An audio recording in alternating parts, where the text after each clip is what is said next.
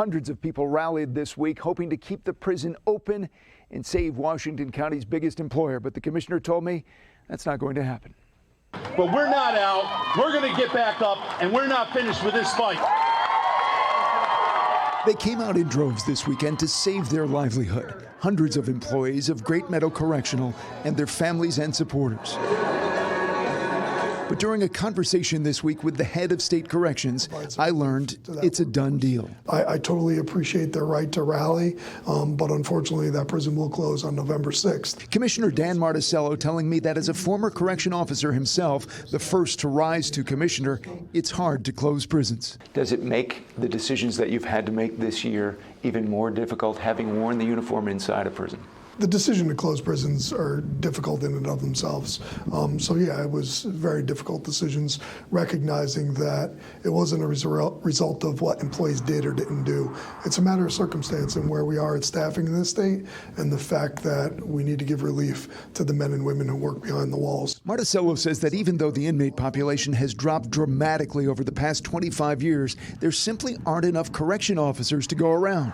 Great Meadow hasn't had a reassignment list in over 2 years, so I've been doing direct placements out of the academy and placing people at Great Meadow that aren't from that area that want to relocate to other prisons. So that was one of the factors in moving forward with Great Meadow. And not having a reassignment list, that means that no one within the system is seeking to go there. That's correct. And what's driving that, do you think? People from that area are interested in being correction officers. It's diminished over the years. He told me more than 200 people have already asked to be transferred out of Great Meadow and expects more will this week as HR meets with them. The commissioner addressed the claim that there have been $200 million in improvements and repairs to Great Meadow over the past 5 years. He says it was $54 million. Projects that have been going on have been planned for years, some going on for years, and as a result of the closure, now we'll assess those projects. Those that we can stop, we will stop.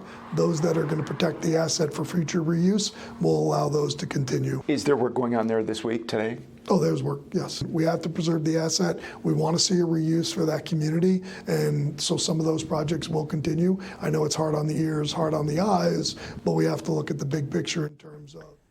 The commissioner says when he was a CO, he drove 97 miles each way from his home in Troy to Greenhaven Correctional.